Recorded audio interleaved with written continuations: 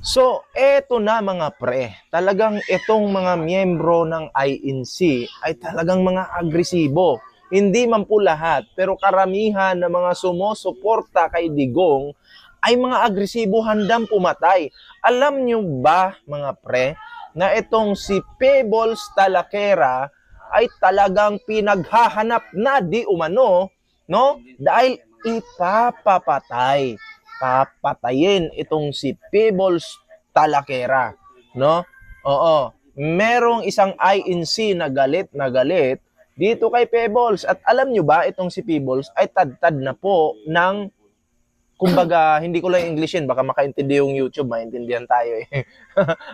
Tagalog lang, oo. Kumbaga, marami nang naghahanap sa kanya para pigiin. O, di ba? At isa na dito po, itong isang INC member or Iglesia ni Cristo. Na to, merong pinost si Pebbles dito na verse. Ito hindi po ako pastor pero babasahin ko po para maintindihan nyo. Kasi konektado po ito sa gobyerno o namamahala ngayon. Okay? Ang sabi po dito, ito basahin nyo, screenshot nyo. Ayan, si Pebbles po yung nag-post niyan. At alam ko nasa Bible ito. Sabi niya, mga taga-Roma. Ayan sa mga taga-Roma to ang bawat tao'y dapat pasakop sa mga pinuno ng pamahalaan sapagkat walang pamahalaang hindi mula sa Diyos. At ang Diyos ay nagtatag ng mga pamahalaang umiiral. Kaya nga, ang lumalaban sa pamahalaan ay lumalaban sa itinakda ng Diyos. At sila'y parurusahan. So, bakit itong Iglesia ni Cristo halatang halata na lumalaban sa pamahalaan at kinukontra yung pamahalaan? Wala po akong problema sa mga miyembro na mga maka-PBBM.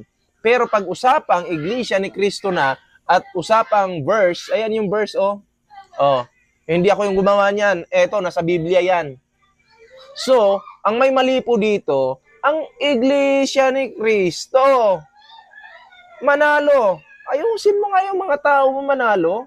Ating pakinggan itong vlogger na yung title niya mga kababayan at yung thumbnail niya talagang malisyoso.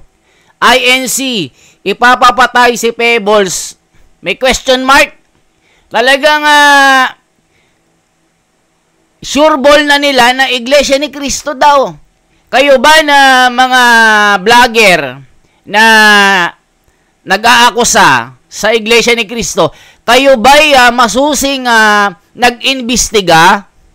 Yan bang account na yan ay inyong inaral muna? Inyong pinatunayan na ito talaga ay miyembro ng Iglesia ni Cristo? Yan ba'y pina-examine nyo sa mga eksperto? Kuha nyo lahat ng mga impormasyon sa taong ito na ito talaga ay miyembro? Ituloy mo natin. INC, ipapapatay daw si Pebbles. INC leader walang ginawa. May mga question mark. Killer hawak ng INC. Isipin nyo mga kababayan, sila po ay humahawak po lagi na may question mark para hindi po sila makasuhan. Kayo po na mga vlogger ay mag-ingat-ingat po kayo sa mga ginagawa nyo. Matindi po ang ginagawa nyong akusasyon na hindi pa nga nyo napapatunayan na talagang yan ay miyembro ng Iglesia ni Cristo. Kayo ay nagko-conclude agad na dinedirekta nyong sinisira ang leader ng Iglesia ni Cristo na hindi naman kayo lubos sa kilala. Nakikita nyo ba ang leader ng Iglesia ni Cristo na nagpapa-presscon? Nakikita sa mga TV na hindi gaya ng iba para magpasikat? Ito ay gawa po ng isang kalaban sa Iglesia ni Cristo. Kasi nga po mga kababayan, gusto nilang sirain at gawing masama ang Iglesia ni Cristo sa ganitong mga okasyon gaya ng pagdating ng mga halalan. At pag meron na pong pinagkaisahan ang buong Iglesia ni Cristo pag hindi pumanig sa kanilang mga kagustuhan, halimbawa po itong partido ng admin, ilan ba ang dinala, mga kababayan? Dito sa Duterte, ilan ba ang dinala? Dito sa grupo ng mga dilawan, ilan ang dinala?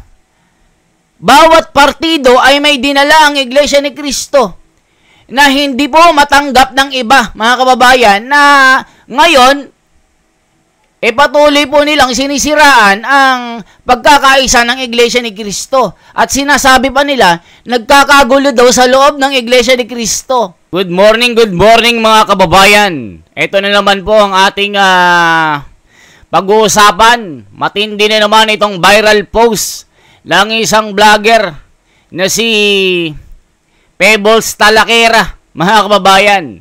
Alam niyo naman, ngayong araw ng eleksyon, sa tuwing magbibigay po ng pasya ang pamamahala ng Iglesia ni Cristo sa mga pagkakaisahan ng mga kapatid, naglalabasan po itong mga ganitong mga paninira sa buong Iglesia ni Cristo para pagmukhain na masama. Gaya ng post si Talakera, mga kababayan, na di umano, isang miyembro ng Iglesia ni Cristo ang nagbabanta sa kanya na piniem mismo daw siya, mga kababayan, na talagang nagbabanta daw at binabantaan itong si Talakera. Mga kababayan, alam niyo naman ito, si Talakera, isa po itong talagang tagapagtanggol ng kabila, mga kababayan. Kaaway po ito ng mga DDS. Lalong-lalo na po si Harry Roque, sila Maharlika, sila Banat Bay. Ito yung mga nagsasalpukan ng mga vlogger, mga kababayan, between the admin vlogger at dito sa parte po ng Duterte. Kaya itong post ni Pebbles Talakera, parang alam na nila at sure sila sa kanilang sinasabi na miyembro daw talaga ito ng Iglesia ni Cristo. At ang kanilang tinitira, mga kababayan, itong tagapamahalang pangkalahatan na si Ka Eduardo Manalo na wala daw ginagawa. Ito lang po masasabi ko. Pagkatapos po natin na panoorin itong video na isang vlogger, mga kababayan, mga kapatid, ito, hindi ko na sana bibigyan ng reaction ito, pero alam nyo na, mga kababayan at mga kapatid sa kapatiran, nasasaktan po tayo na alam naman natin na ang ganitong mga bagay ay isang paninira lamang at wala namang katotohanan. Ito, nire-react lang po natin para depensahan po natin ang ating mga sarili na ginagawa nila po tayong masasama. Mga kababayan, kami pong mga miyembro ng Iglesia ni Cristo, hindi namin magagawa ito na magbabanta, tapos sasabihin namin, oy, mag-ingat ka. May riding in tandem, ganon. Hindi ganon ang tunay na Iglesia ni Cristo, mga kababayan. Kami po bat-bat ng aral. Bago kami pumasok sa Iglesia ni Cristo, mahirap pong aming mga pinagdaanan. Tapos ganyan-ganyan lang sirain namin ang aming pananampalataya. Yung mga ganyang mga issue na pagkaano na magbabanta na sa buhay sa isang tao. Maling-mali po kayo. Kaya mga kababayan, ating pakinggan itong vlogger na yung title niya, mga kababayan, at yung thumbnail niya, talagang malisyoso. INC, ipapapatay si Pebbles. May question mark. Talagang sure ball na nila na Iglesia ni Cristo daw. Kayo ba na mga vlogger na nag-aakusa sa Iglesia ni Cristo, kayo ba'y masusing nag-imbestiga? Yan bang account na yan ay inyong inaral muna? inyong pinatunayan na ito talaga ay miyembro ng Iglesia ni Cristo? Yan ba pina-examine nyo sa mga eksperto? Pinakuha nyo lahat ng mga impormasyon sa taong ito na ito talaga ay miyembro? O, ituloy mo natin. INC, ipapapatay daw si Pebbles. INC leader, walang ginawa. May mga question mark. Killer hawak ng INC. Isipin nyo mga kababayan, sila po ay humahawak po lagi na may question mark para hindi po sila makasuhan. Kayo po na mga vlogger ay mag-ingat-ingat po kayo sa mga ginagawa nyo. Matindi po ang ginagawa nyong akusasyon na hindi pa nga nyo napapatunayan na talagang yan ay miyembro ng Iglesia ni Cristo. Kayo ay nagko-conclude agad na dinedirekta nyong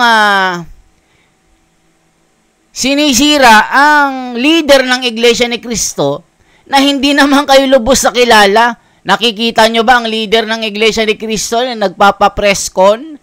Nakikita sa mga TV na hindi gaya ng iba para magpasikat? Ito ay gawa po ng isang kalaban sa Iglesia ni Cristo. Kasi nga po mga kababayan, gusto nilang sirain at gawing masama ang Iglesia ni Cristo sa ganitong mga okasyon gaya ng pagdating ng mga halalan. At pag meron na pong pinagkaisahan ang buong Iglesia ni Cristo, pag hindi pumanig sa kanilang mga kagustuhan, halimbawa po itong partido ng admin, ilan ba ang dinala, mga kababayan? Dito sa Duterte, ilan ba ang dinala? Dito sa grupo ng mga dilawan, ilan ang dinala? Bawat partido ay may dinala ang Iglesia ni Cristo na hindi po matanggap ng iba, mga kababayan, na ngayon, patuloy po nilang sinisiraan ang pagkakaisa ng Iglesia ni Cristo. At sinasabi pa nila, nagkakagulo daw sa loob ng Iglesia ni Cristo. Isipin nyo mga kababayan, mga vlogger na alam nyo na gustong gumatas, gustong sumikat, gustong magkaroon ng views. Kaya mga kababayan, na ito na po. Ako po bilang kaanib sa Iglesia ni Cristo, nasasaktan po ako sa ganitong mga ginagawa ng mga naninirang ito. Maaring ang post na ito ay poser lamang. Maaring ang nag-PM dito sa Talakera Pebbles sa ito. Maaring gawa-gawa lang ito ng kalaban ng Iglesia ni Cristo para gawing masama ang mga miyembro. Alam niyo naman mga kababayan, pag Iglesia ni Cristo, viral na viral, gusto nilang itapik sa mga vlog nila para maraming views. Kaya itong mga vlogger na ito gumagawa ng paraan para mag-viral sila. Kaya mga kababayan, na ito na po. Pakinggan po natin itong vlogger na yung asta ng kanyang pananalita. Merong pagka-bargas, hindi maayos. Kung talagang inimbestigahan nyo itong post na ito, hindi kayo ganyan magsalita. Kayo basta-basta kayo nagpo-post ng mga ganyan na hindi nyo alam yung kahihinat na ng ginagawa nyo. Patunayan nyo na yan ay miyembro ng Iglesia ni Cristo. Kung yan ang miyembro, kung yan ay isang miyembro at napatunayan, hindi yan kukonsintihin ng pamamahala. Ititiwalag po yan kung yan ay tunay na Iglesia ni Cristo. Mga kababayan, aring ito ay isang impostor lamang na talagang ginawa ng kalaban para siraan itong pagkakaisa ng Iglesia ni Cristo. Gusto nilang guluhin ang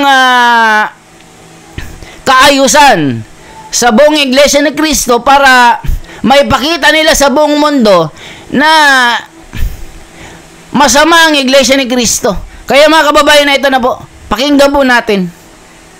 eto na mga pre, talagang itong mga miyembro ng INC ay talagang mga agresibo. Hindi man po lahat, pero karamihan ng mga sumusuporta kay Digong ay mga agresibo, handang pumatay. Alam nyo ba mga pre, na itong si Pebbles Talakera ay talagang pinaghahanap na di umano, no? Dahil papatayin itong si Pebbles Talakera, no? Oo. Merong isang INC na galit dito kay Pebbles. At alam nyo ba, itong si Pebbles ay tad-tad na po ng, kumbaga, hindi ko lang Englishin, baka makaintindi yung YouTube, maintindihan tayo eh. Tagalog lang, oo. Kumbaga, marami nang naghahanap sa kanya para pigiin. O, di ba? At isa na dito po, itong isang INC member or Iglesia ni Cristo. So, ano ba sa tingin natin yung Iglesia ni Cristo? Masama ba o hindi? Ayun yung tanong eh. Masama ba ang Iglesia ni Cristo o hindi? So, ito po yung pag-uusapan natin dito mga pre. No? Kasi dito sa isang video na to, ayan na, sa picture na to mga pre, ayan na, kung nakikita nyo yan, hinaan ko lang yung brightness mga pre. Ayan na, ayan, kung nakikita nyo yan, screenshot nyo na lang po at baliktarin nyo. Si Narali Tiro yung nagsalita dito. Okay? Ano yung sabi niya kay Talakera, Pebbles Talakera, sabi niya, "Boss, good day." Nag-good day pa ang kulangot. Nag-good day pa ang isang walang kwentang INC member. Mga INC, batikusin nyo ito ha. Kasi pag hindi nyo ito binatikos. O mga kababayan, tignan nyo ha. Yung klase ng kanyang pananalita, sureball na nila na Iglesia ni Cristo. Kayo ba'y nag-imbestiga? Masusing pinag-aralan? Kinuha ang mga impormasyon ng taong ito? Nakilala nyo na ba ng lubusan kung talagang ito talaga ay legit, authenticated na account? Mga kababayan, napakadaling gumamit po ng peking account at pwedeng i-grab ang mga picture. Mga kababayan, halimbawa, gagawa ako ng isang peking account. Kukuha ako ng isang picture ng Hollywood na picture. Halimbawa, picture ni Jackie Chan, picture ni Piolo, picture ni Catherine Bernardo. Tapos gagawa na ako ng isang pangalan at lahat ng mga gusto kong i-grab na picture, ilalagay ko sa profile picture ko. At kung meron mang tao na gusto kong siraan, pwede ko na nga i-PM ito. Halimbawa po, gusto nilang siraan ang Iglesia ni Cristo. Itong kumakalaban po sa Iglesia ni Cristo ay gagawa po ng paraan para masiraan niya ang reliyon na ito. Parang ganun lang ito mga kababayan. Kaya yung mga nanonood, baka maligaw po kayo. Kaya sa mga kapatid, alam na itong mga karakas sa mga galit sa Iglesia ni Cristo, gaya ng mga ito mga kababayan, talagang hindi nila iniisip, totoo kaya ito? Nag-iisip ba kayo? Alam ko na mahirap po na sabihan ka, pero wag mong sabihin na talagang ito na ay isang miyembro ng Iglesia ni Cristo para pasamain kami. Hindi po kami ganon mga kababayan. Ituloy po natin.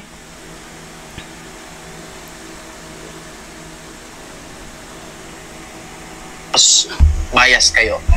Tingnan niyo yung isa na vlogger na tumira sa inyong leader. Tinitira ninyo. Okay lang yon. Okay lang yon. Kasi foul naman din yung isa. Okay? And then bias din kayo. Nagigits niyo yan? Bias din kayo. Okay? Pero pag hindi nyo ito binatikos, hindi nyo ito tinira, masasabi namin ang INC or Iglesia ni Cristo ay talagang bias. Okay? At manggagamit. Ginagamit lang yung mga miyembro.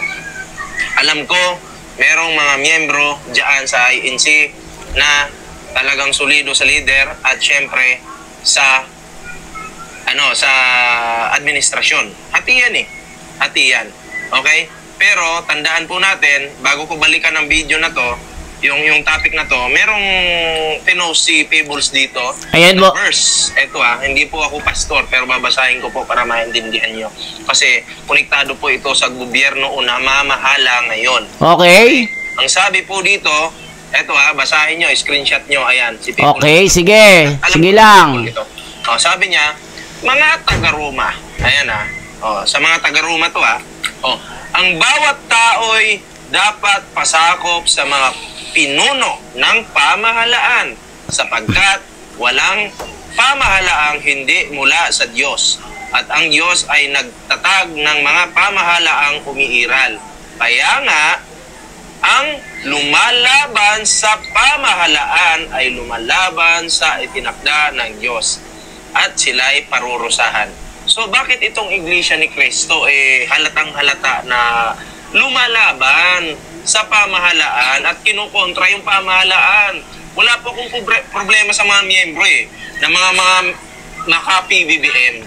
Pero pag usapang Iglesia ni Cristo na at usapang verse, ayan yung verse hindi ako yung gumawa niyan. Eto, nasa Biblia yan.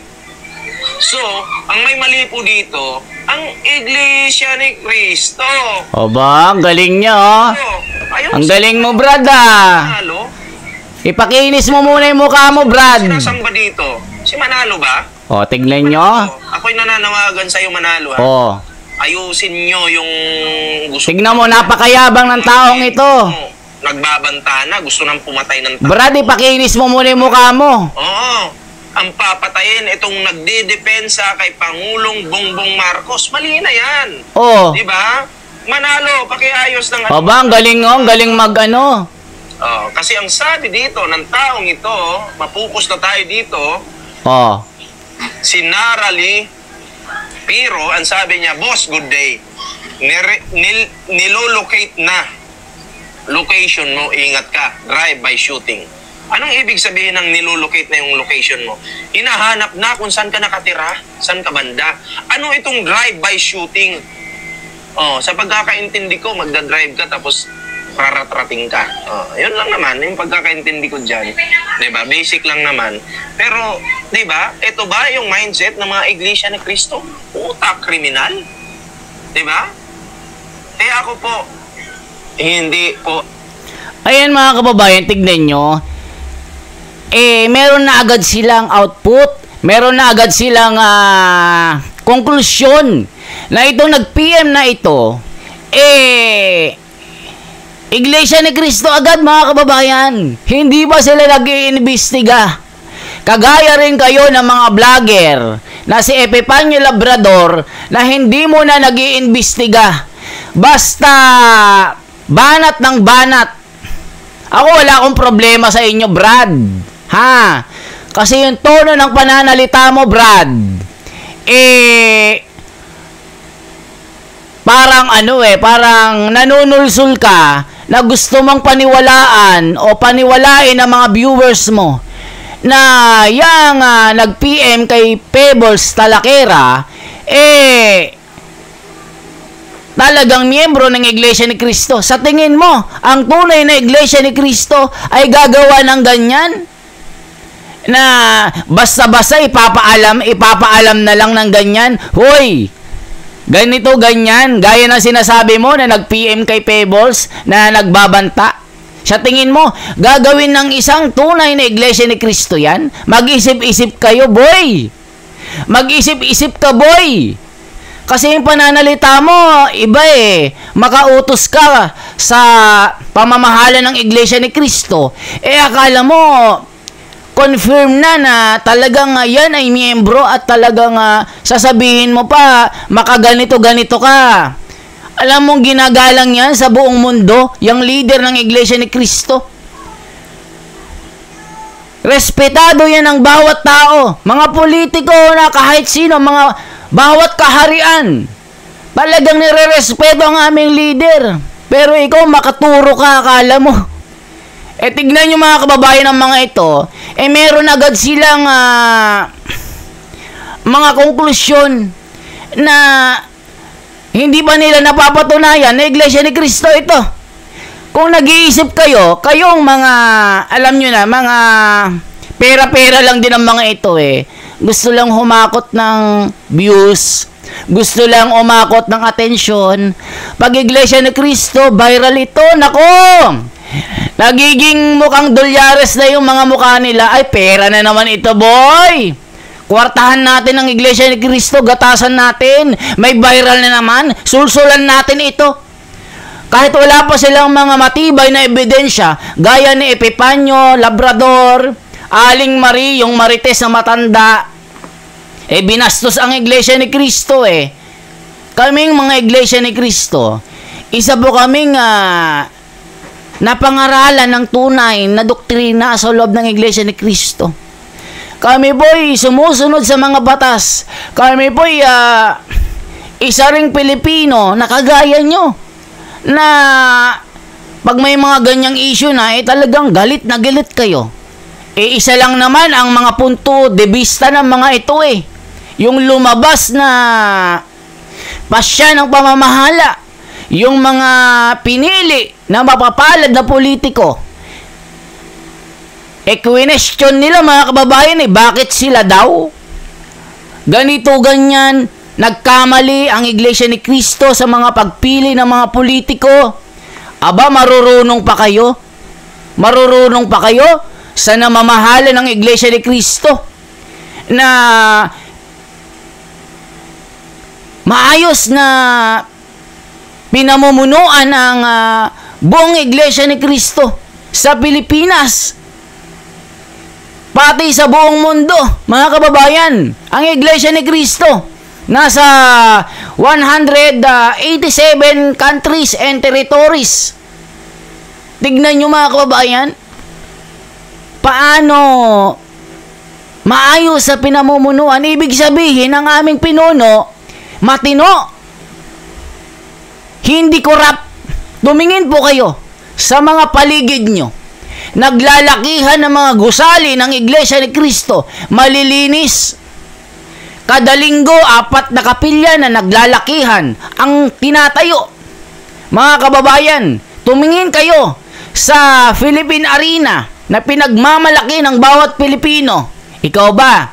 Hindi mo ba pinagmamalaki ang Philippine Arena na isang landmark ng Pilipinas na tanyag, na pinagdadausan ng mga malalaking mga programa, maging ang gobyerno, maging ang mga Hollywood star, mga K-pop na mga sikat sa buong mundo, mga NBA, mga kung sino-sinong mga sikat na tao, gusto nilang magdaos ang programa nila dyan sa Philippine Arena. Napakatanyag po, mga kababayan. Ang mga lingap sa mga mamamayan, hindi lang dito sa Pilipinas, sa buong mundo. Ang dami pong tinutulungan ng Iglesia ni Cristo, mga kalamidad, mga naghihirap na mga kababayan natin, hindi lamang mga miyembro ang tinutulungan. Tapos, pag may mga ganito, abay, meron naman ng viral, ganito mga vlogger meron na naman, Iglesia ni Cristo. Tara, bakbakan natin para magkapera tayo. Tara, bakbakan natin para magkapera tayo.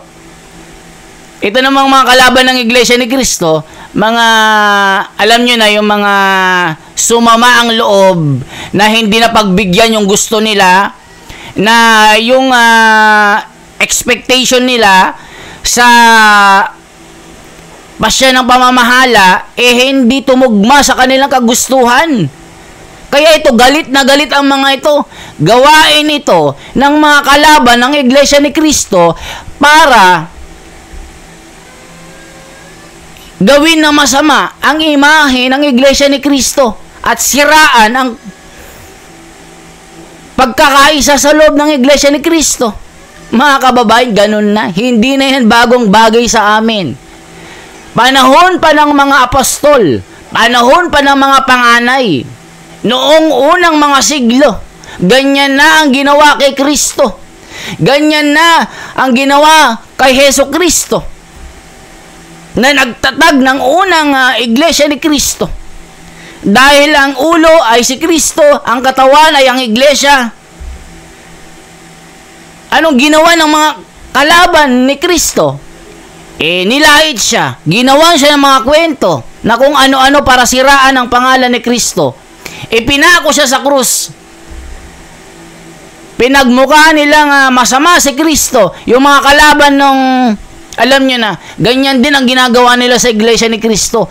Ginagawa nilang, sinisira nila ang imahe. Kahit, anong gawin nila, hindi nila matitibag ito. Marami nang gumawa. Panahon pa ng sugo na si Kapelix Manalo. Maraming kumalaban. Gusto nilang pabagsakin ang iglesia ni Kristo. Anong nangyari? Wala. Mga kababayan, ang dami nilang binibintang pag may mga siraulo na binabastos ang iglesia ni Kristo. Ginagawa nilang katatawanan sa kanilang entablado para dumami ang kanilang mga tumatangkilik, para sumikat sila, gaya nung isa na yung nayari diyan sa Pampanga. Hindi ko na babanggitin ang pangalan nito. Nung meron nang nangyari sa kanya, binintang agad sa iglesia ni Kristo. Ang taong ito, napakaraming mga tinapakan, maraming mga binastos. Ginamit niya sa kanyang trabaho, ginamit niya para perahan. Yung kanyang mga joke, ginawa niyang paraan para sumikat siya.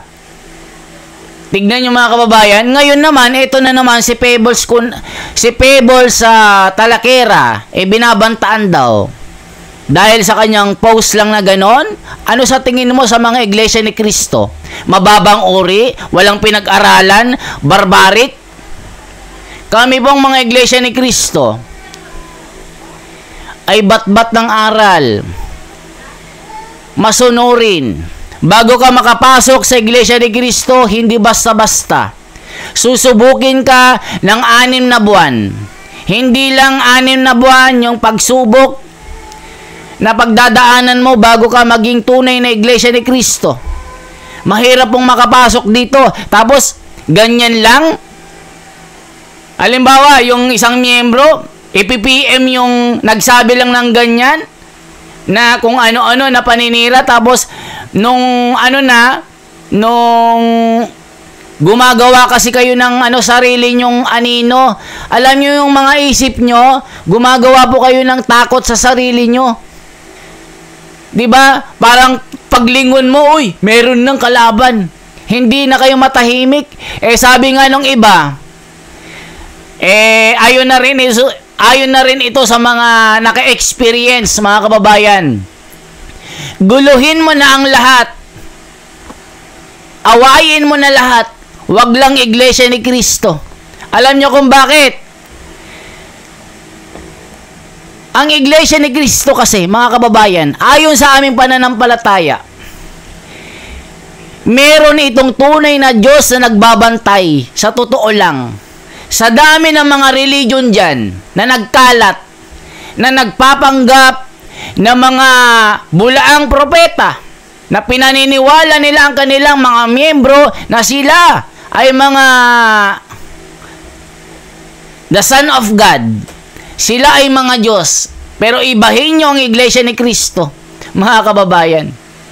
Kami po, talagang sumasampalataya po kami na talagang ang buong iglesia ni Kristo ay merong umahawak na makapangyarihang kamay, na ang nangunguna po sa amin ay si Ka Eduardo V. Manalo, at sa lahat ng mga may tungkulin sa buong iglesia ni Kristo. Mga kababayan, itong mga issue na ito ay hindi na bagong bagay. Pagkadarating ang mga eleksyon, kung ano-anong mga lumalabas na mga paninira para siraan po nila ang magandang layunin at karangalan ng buong iglesia ni Kristo. Yung mga thumbnailan pa lang nila, kakaiba na, mga kababayan. 'Di ba? Isipin nyo, hindi naman nila napatunayan na ito talaga ay miyembro ng Iglesia ni Cristo. Mga kababayan, ito, ang tanong ko sa inyo, ano bang mga reliyon ng mga nandyan, na mga korap? Sige, anong reliyon ng mga araw-araw na nangyayari sa buhay natin sa labas, sa gumagawa ng krimen? Anong mga reliyon ng mga yan? Itong mga nagkalat na mga kriminalidad, yung mga tumitira online, anong mga reliyon kaya ng mga yan? Di ba, kareliyon yung mga yan? Bakit pag Iglesia ni Cristo? Magkamali lang ang isa. May nakita lang kayong ganyan na hindi nyo naman napatunayan. Galit na kayo. Tapos, ang sinisira nyo yung leader na hindi nyo makita sa kahit anong TV na mga papresko o pamidya. Hindi man lang nagsasalita ito, mga kababayan. Alam nyo, ang pamamahala po na si Ka Eduardo Manalo, napaka-humble po, napakabait. Hindi mo kakakitaan ng pagyayabang, hindi mo makikitaan ng sarcasm, hindi mo makikitaan ng kahit anong alam nyo, yung sa iba, makikita, napakayayabang nila. Lalo na itong mga nakaupo ngayon, napakayayabang. Mga kababayan, ulitin pa natin, ito. Ituloy pa natin.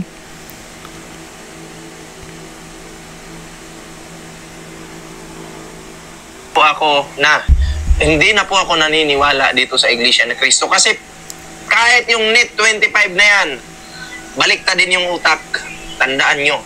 Ha?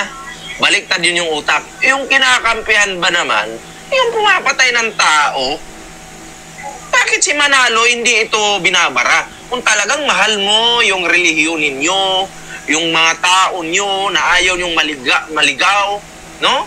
Dapat ikaw mismo yung gumalaw. Hindi kita binababoy dito, Manalo. Ako bilang isang Pilipino, tao ka, tao ako, pareho tayo nagkakamali. Sa tingin ko, mali ka ngayon. Nagbibigay lang ako ng opinion, reaction, at payo. Ha? Di kita winawalang. Alam mo, Brad, yung ginagawa mo, binababoy mo na rin kami. Binababoy mo na rin ang leader namin. Yung pananilita mo, napakayabang mo. Totoo lang. Isipin mo, yung sinasabi mong yan, hindi ba isang anyo ng pangbababoy yan? Makapagsalita ka, akala mo kung sino ka. Akala mo napatunayan mo na.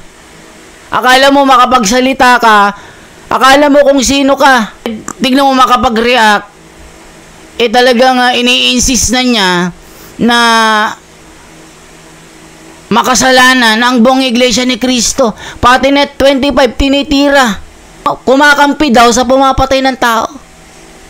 At tignan nyo mga kababayan ng mga utak ng mga ito. Mga vlogger din na akala mo magagaling.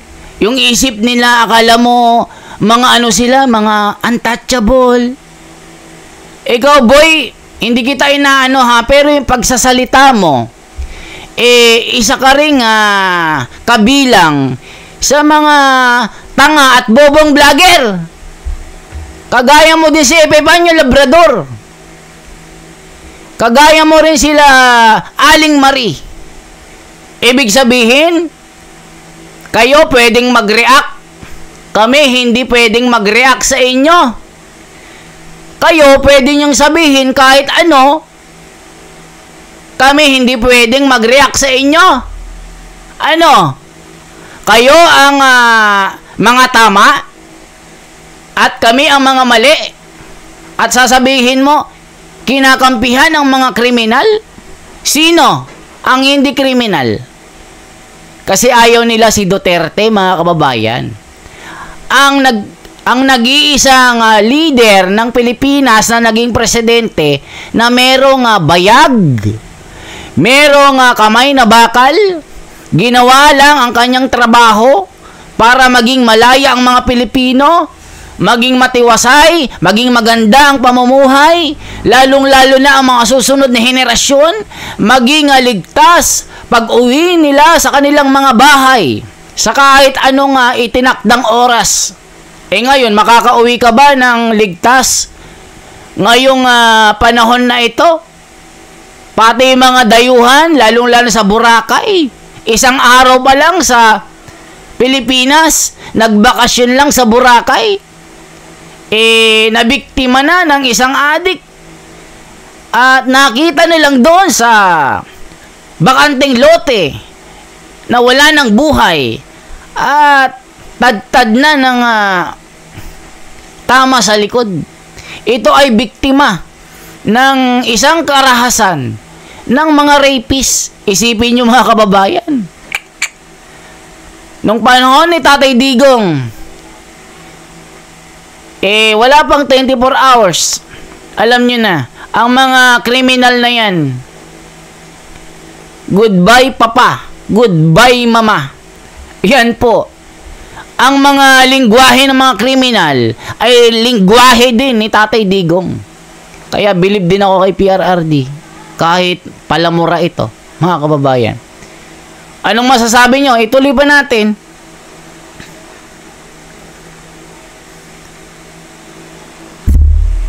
Kaya dito. Hindi ako katulad ng isang vlogger na baboy din yun. Baboy ka na rin, Brad, Pero ako, pass play safe ka pa. Opinion reaction ko, at kung nakikita kong mali na kayo, ganun yung ginagawa ko. Sitahin nyo itong mga miyembro ninyo na nagbabanta. Isipin mo. Bakit balita dyan sa inyong mga social media? Alam ko yung Net 25. Correct nyo ako kung ako may mali. Correct nyo ako. Alam ko Net 25. Ano yan? May mga host dyan na mga Iglesia ni Cristo. So, dapat ganun yung gawin nyo. Ayan si Nara Lipero. Boss, good day. Nilolocate na location mo. Ingat ka. Drive by shooting. So, anong tawag dito? Papatayin itong si Peebles Talakira. Ipapapatay. Sino yung magpapapatay? Itong miyembro ng INC. Pero bakit, ang tanong dito, bakit tahimik ngayon yung INC? Tingnan nyo. Pakita ko yung pagmumuka ng kupal. Yung pagmumuka ng kupal, nakikita nyo. Ayan yung pagmumuka ng kupal. Di ba? Nakikita nyo, pagmumuka. Alam nyo mga kababayan, vlogger, wala akong ano sa iyo ha. Wala akong hindi kita kilala, hindi kita personal na kilala. Pero, yung pagre-react mo, parang sinasabi mo na kumpirmado na ito ay miyembro ng Iglesia ni Cristo. Doon lang ako nagre-react sa komento mo. Na wala ka namang mga batayan, na mga matibay na ebidensya na nagpapatunay na yan talaga ay legit na miyembro ng Iglesia ni Cristo. Kaya sablay kayo dito. Kahit saan tayo mapunta, sablay kayo. Kung mapatunayan nyo na yan ay talagang nagkasala, biit. Kung yan ay talagang miyembro at nakita nyo talaga na nagkasala, di pakulong nyo. Ganun lang kasimple yon. Sa tingin nyo, kung talaga yan ay tunay, kukonsintihin ba yan ng pamamahala? Ititiwalag yan Yan po ang sinasabi po namin. Yan yung mga gawain ng sanlibutan Gawain din nyo yan Yan ay patibong ng kalaban ng Iglesia ni Cristo. Itong channel ng vlogger na ito, ang channel niya si Ballpoint Man 2. Ako, wala akong galit sa'yo, vlogger. Pero yung style ng reaction mo, talagang sure na sure ball ka na Iglesia ni Cristo, yang inaano mo na makasalanan kaming mga Iglesia ni Cristo. Sure na sure kayo na kumpirmado na yan talaga ay miyembro. Sige nga. Tapos tinutumbok nyo ang leader ng Iglesia ni Cristo. Mali kayo dyan. Sablay kayo dyan. Maaari kayong dyan. Maaari kayong yung mga kapatid na matatamaan dito na may alam sa batas.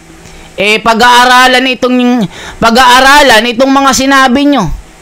Baka makasuhan kayo ng paninirang puri. Kung ito ay patibong ng kalaban, talagang